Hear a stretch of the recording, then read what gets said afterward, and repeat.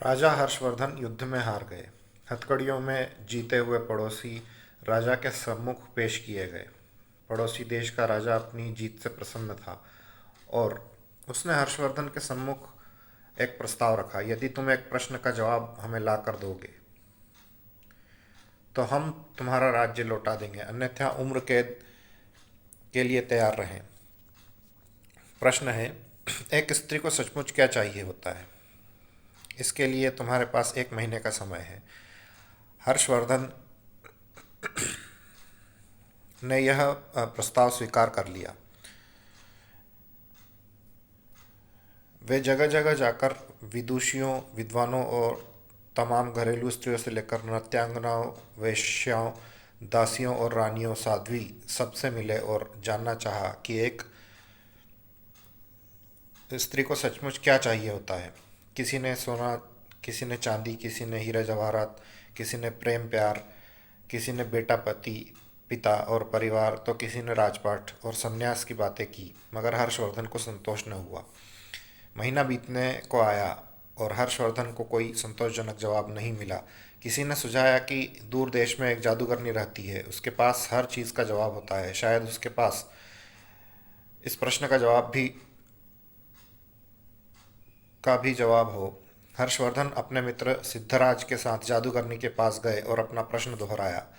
जादूगरनी ने हर्षवर्धन के मित्र की ओर देखते हुए कहा, मैं आपको सही उत्तर बताऊंगी, परंतु इसके एवज में आपके मित्र को मुझसे शादी करनी होगी। जादूगरनी बुढ़िया तो थी ही, बेहद खूब बदसूरत भी थी।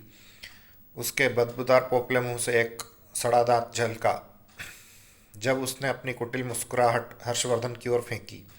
हर्षवर्धन ने अपने मित्र की परेशानी को समझा और हर्षवर्धन अपने मित्र को उस परेशानी में नहीं डालने की खातिर मना कर दिया।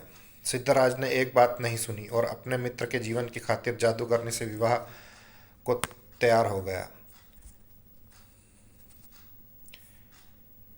तब जादूगरनी ने उत्तर दिया, स्त्रियां स्वयं निर्णय लेने में आत्मनिर्भर बनना चाहती हैं। यह उत्तर हर्षवर्धन को कुछ जमा। पड़ोसी राज्य के राजा ने भी इसे स्वीकार कर लिया और उसने हर्षवर्धन को उसका राज्य लौटा दिया। यहाँ पर हर्षवर्धन के जीवन पे ये वाक्य पूरा सटीक बैठ रहा है।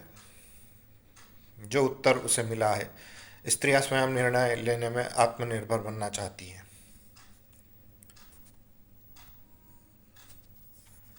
यह उत्तर हर्षवर्धन के स्वयं के त्याग को प्रदर्शित करता है।